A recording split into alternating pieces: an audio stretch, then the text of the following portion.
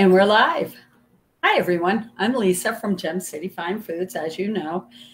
Still holding to my New Year's resolution from months ago now, remembering to introduce myself at the beginning of our broadcast. So I'm actually going to turn up my volume here a little bit because today I am coming to you live from the kitchen at our Laramie administrative office, Laramie, Wyoming.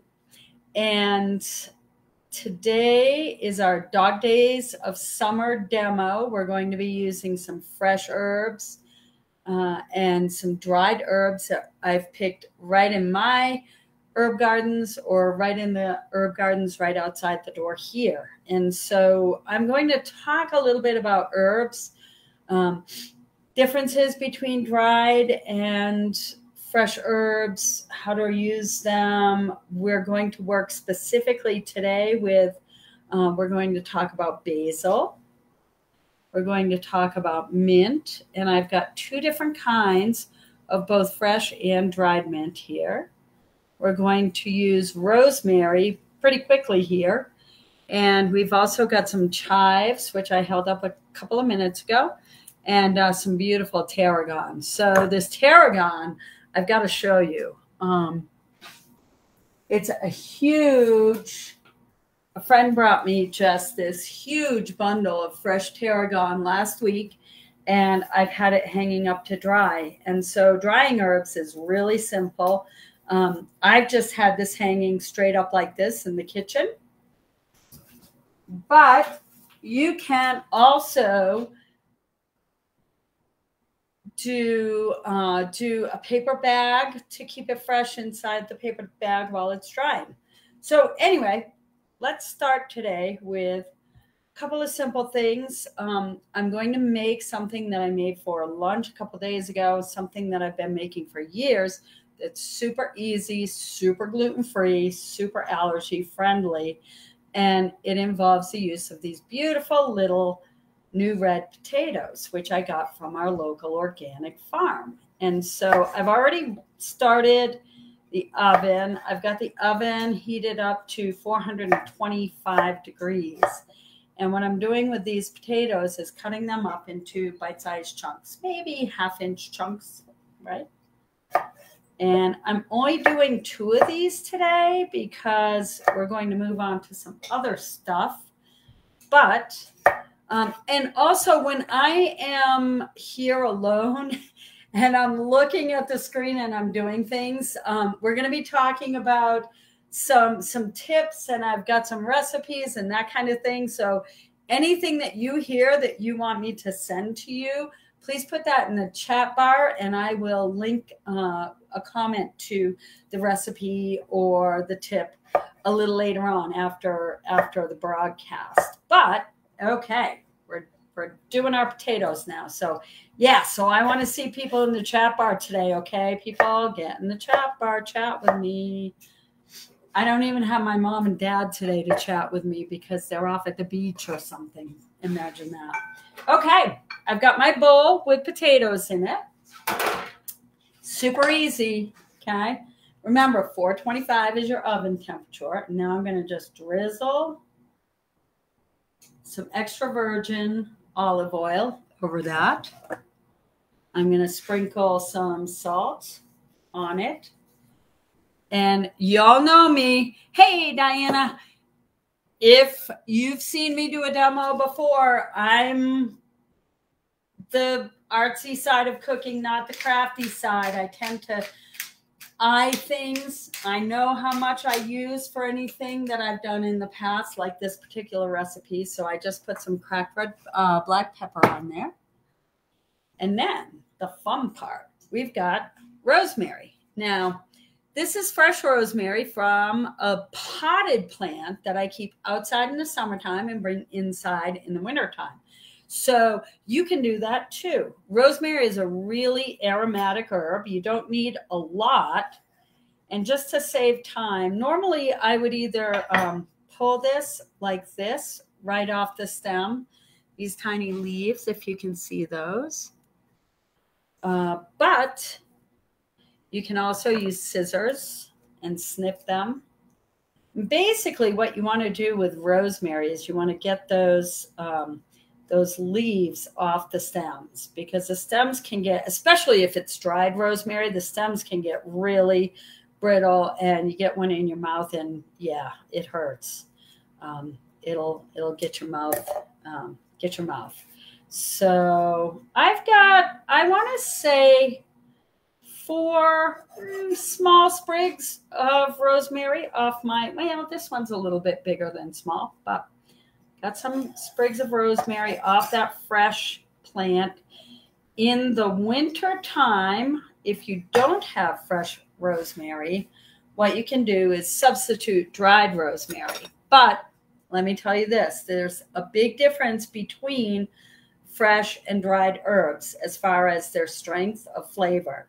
So what I have here is about, from those 4 little sprigs, I've got about a tablespoon of fresh rosemary. If I were using dried rosemary, I would knock that tablespoon down to a teaspoon. So that's just kind of a rule of thumb to keep in mind, pretty much most herbs. Now I am mixing this all together in my bowl. So remember, I've got a couple of new potatoes, red potatoes from the farm. I've got some extra virgin olive oil. I've got fresh rosemary. I've got salt, and I've got cracked black pepper. Super easy, and it's going to be pretty quick. And all I could find was a large baking sheet. But what you do is you're going to put these out on a baking sheet. And again, put them in the oven at 425 degrees is what I find is good to make those nice crispy outsides of the potatoes. You're going to put them in there for about 25 minutes. And so about halfway through at 10 or 12 minutes, you're going to want to flip them around with a spatula. And so I'm going to try to remember to do that. So this is a recipe that, like I said, I've used for a long, long time. I got the recipe originally from, some of you may remember, Gourmet magazine. And when I was young, I was student teaching, and my husband was working at a software company, husband at the time. And when I got done with my student teaching, every day, I would walk over to the library, the city library, and sit and go through cookbooks and magazines and wait for him to get out of work. Gourmet was my favorite. That's where I got this recipe, probably, I don't want to date myself, but a long, long time ago. So that's kind of the scoop with this particular recipe, and I will take this out before we're done today so that you can see what it looks like. Speaking of those potatoes, and yes, I'm going somewhere here with the herbs. I made a potato salad for a little get-together in the backyard for some friends of mine who just got married this weekend. We had this last evening, and so what I did was I cut those potatoes up again, same bite size, boiled them for a few minutes. A good way to know when your potato salad potatoes are ready is to stab them with a fork while they're boiling. And if they break, you know they're not quite ready yet. So that's the story with boiling potatoes for potato salad. And I freely admit, you can see this looks a little mushy. I left my potatoes on for too long yesterday. I was out at the Big Green Egg, my new favorite toy, firing up that Big Green Egg so that we could cook some sausages and also some broccoli to have with the potato salad. And so by the time I got back in, the potatoes were a little bit mushy, but some people like them that way, and that's fine. One of the things I like to do with my potato salad is to put in frozen peas and mix those in too. And that gives it some nice color and also gives it a little bit of, it looks healthy. It's green, right? And then I make my potato salad with a mixture of sour cream and mayonnaise and a little bit of horseradish sauce. So for all of you out there who are gluten-free, you know you have to keep an eye on things like your sauces. And so horseradish sauce, believe it or not, could have gluten or could come from a place that did have gluten-containing products. So you got to be careful about that. Mayonnaise is usually pretty safe. Sour cream is pretty safe. I use about a half and half mixture of sour cream and mayonnaise, and then squirt in a little bit of that horseradish sauce just to give it some, you know, a little bit of bite. And so that's what I did with this recipe last night. Sprinkled on some salt, mix that in, and then fresh chives go on the top. And so this is a really nice thing if you can eat allium. And I know that some of our guests, some of our fans are not able to have allium foods, which would be onions, chives, shallots, garlic, those kinds of things. So if you can't eat it, then don't use the chives, but you can throw in some mustard like Diana is saying here. And, you know, Diana, I think that's actually kind of like more of the Southern style potato salad, right? And then there's the warm German style potato salad. Some people put vinegar in their potato salad. I do not. I straight up mayonnaise and sour cream. I don't know. I think maybe the sour cream makes me feel like it's a little bit healthier. So I don't know, maybe not. So speaking of, here we have our potato salad, and it was super simple. One thing that my mom always did, and I still do it to this day, and it makes it really pretty, even if it doesn't really add to the flavor, is sprinkle some paprika over the top of your potato salad after you've got it in a dish and you're getting ready to serve it. So it's really pretty. A little paprika. Got a book here. Going to give you a tip. Probably something simple you already know. Our local coffee shop, one of our local coffee shops is a place where my friends and I meet on Saturday mornings. It's called Night Heron Books and Coffee. So, hey, guess what?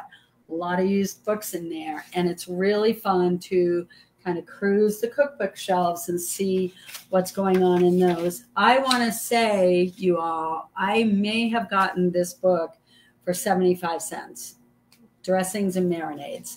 And what I've got marked here today, for those of you who might be concerned about mayonnaise, I have a recipe here for quick mayonnaise, and I'm going to say it really quickly.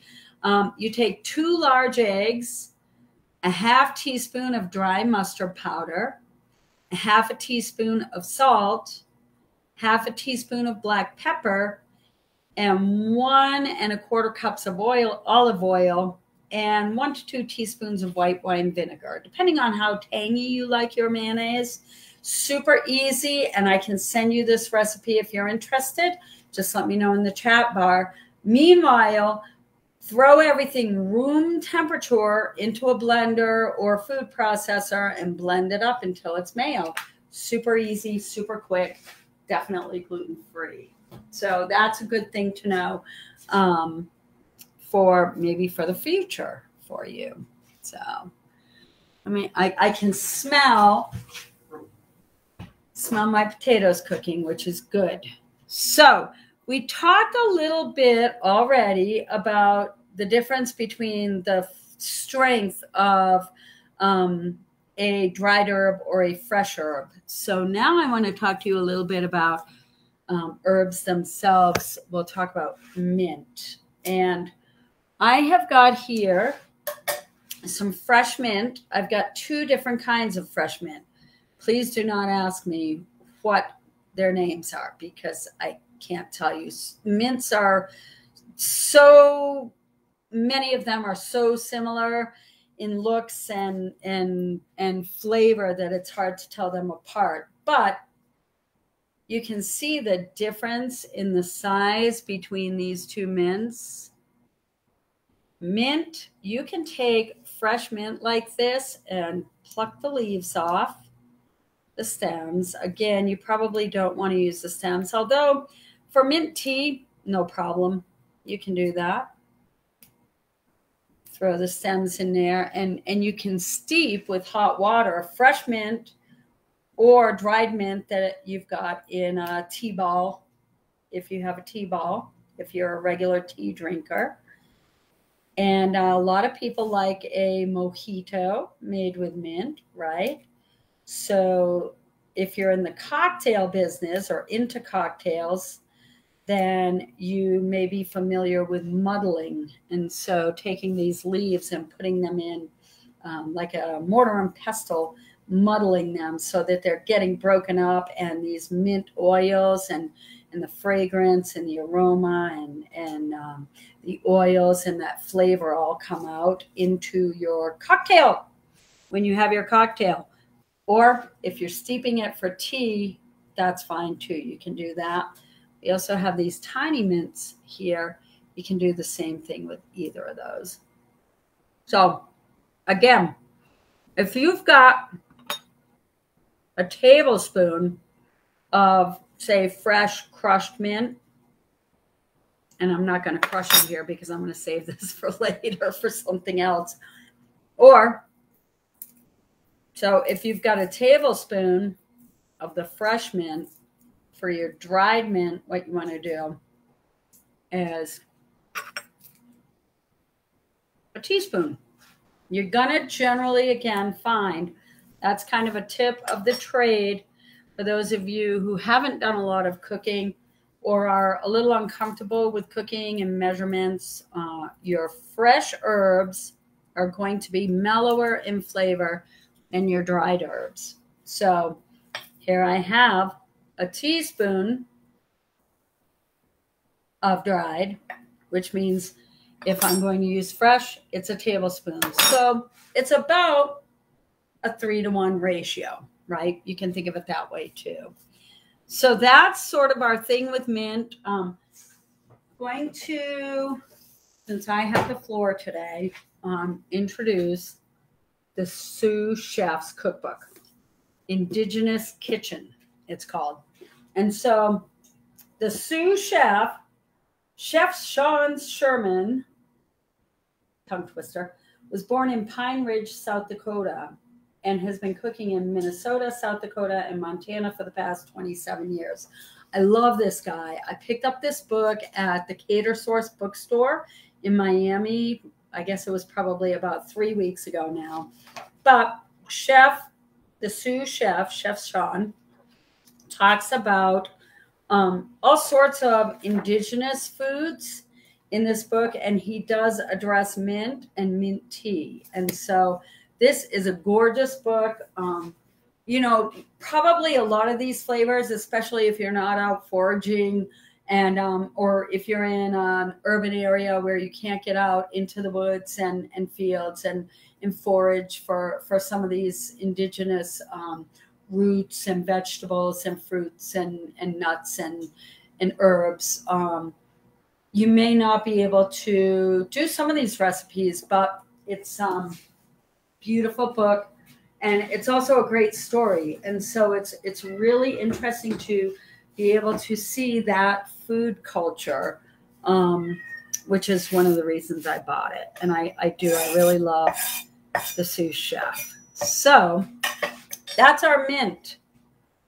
Next, let's talk about basil. And so I picked the basil fresh this morning. It's a little bit limp now, but you can see that generally speaking, it's supposed to be fresh. And so I'm going to talk a little bit about basil. Basil is something we all think about with Italian food, right? Basil is actually indigenous to India in the Middle East, believe it or not. And so it's a food that we kind of equate with Italian food, an herb that we equate with Italian food, many of us. And I'm just kind of stirring around my potatoes now. And you can see that they're starting to brown up. And the rosemary is starting to dry and cook in there. It's very fragrant. If you were here right now, you'd be able to tell.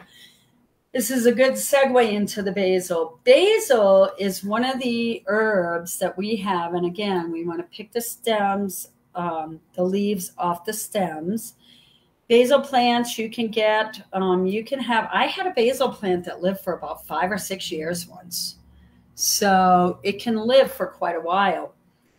Now, one of the things with basil, I was just talking about the rosemary that's cooking in with my potatoes. One of the things about basil is it's one of the few herbs that actually gains in flavor as it's cooking. And so generally speaking with basil, you want to wait until the end to put that in, unless if it's fresh, especially.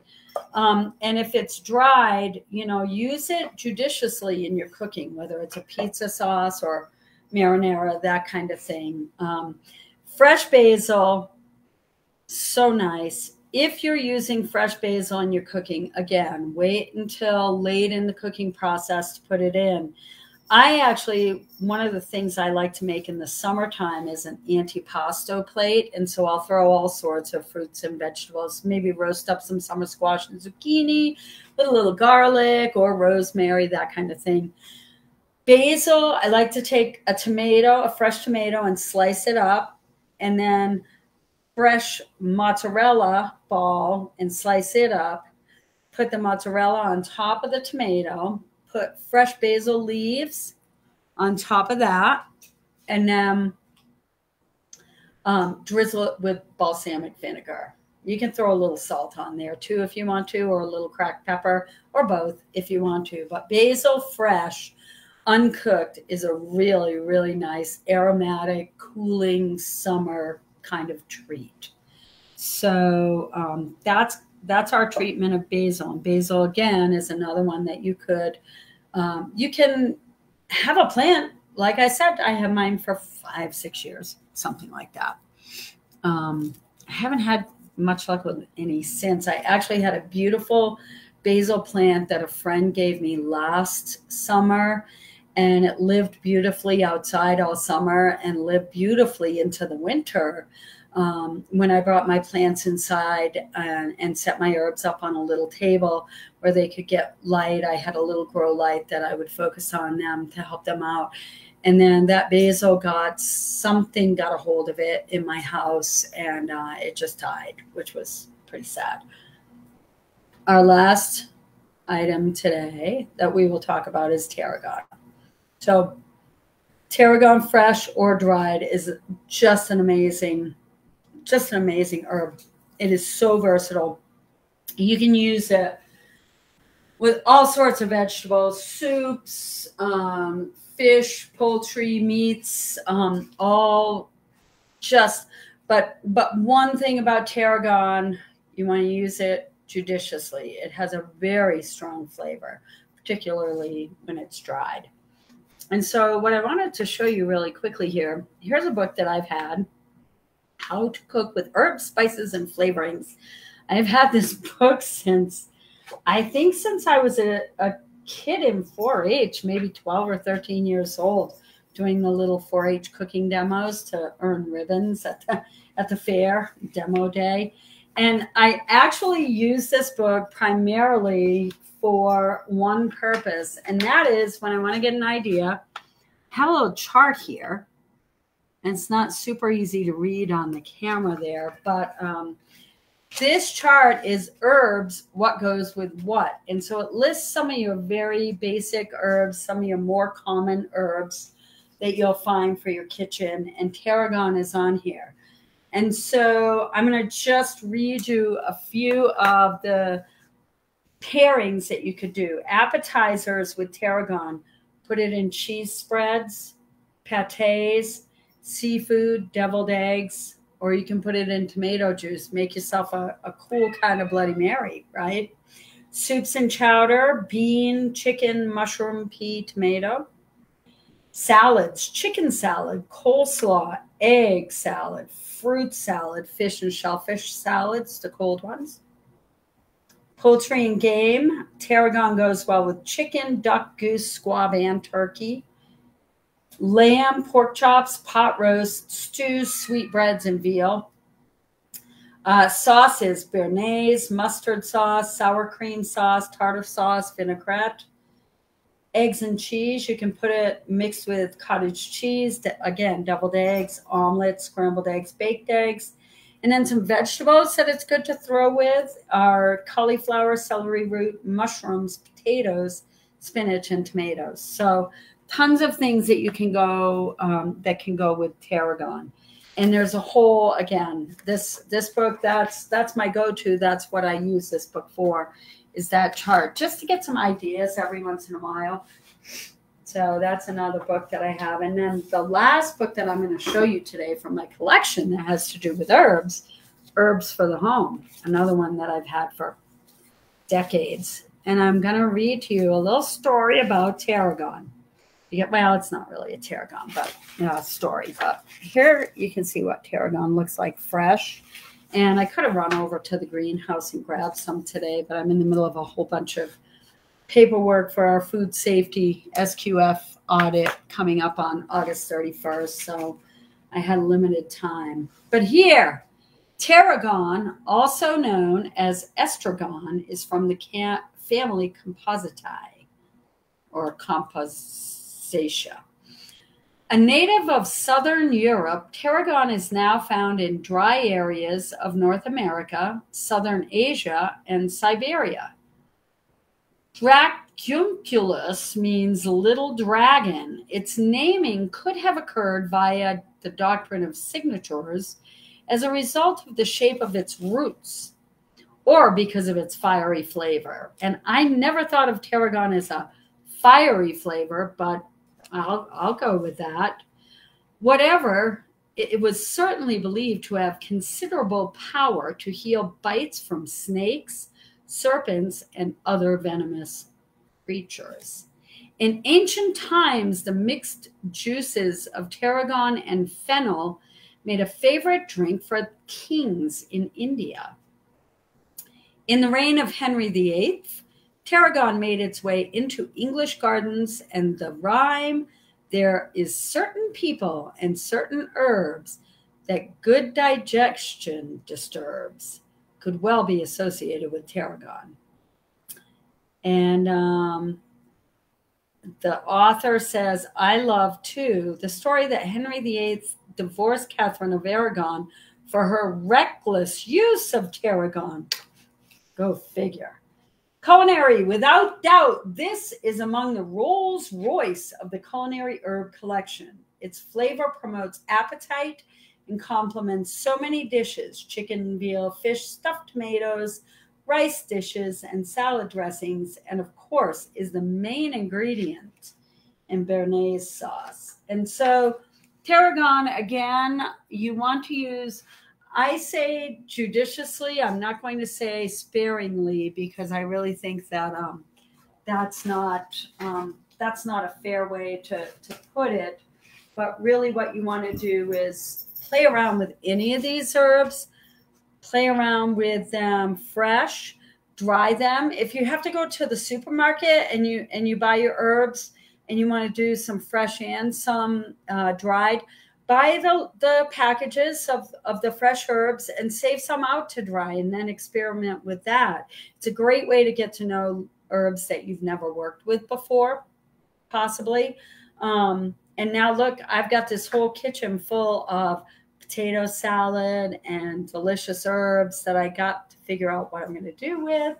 And right now, the final product coming out of the oven, which would be my roasted red potatoes. I'm going to turn that oven off now. Scoop these babies up.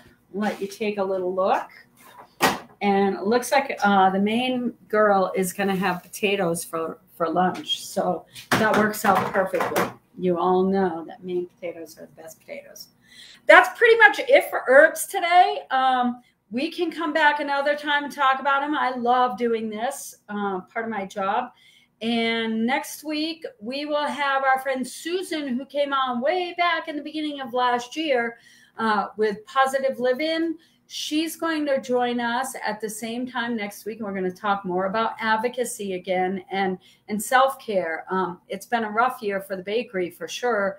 I think we're all kind of burnt out. The whole business has been just really rough and tumble this year for all of us in the food business. So if you're in the food business, you understand that. And so self-care as well as self-advocacy for those of us who have food allergies or gluten sensitivity or celiac disease, just something to keep in mind. I am wearing my Holiday Mile t-shirt again today because it's going to be Holiday Mile season pretty soon down the road. But we'll also, I'm sure, have, speaking of celiac events and good causes for fundraising, I'm sure we'll have the CDF Turkey Trot again this year. And I'm guessing we will probably have another celiac 5K, Beyond Celiac 5K coming up. So we'll keep you posted on those. And we'll see you next week. So thanks a lot. Bye-bye.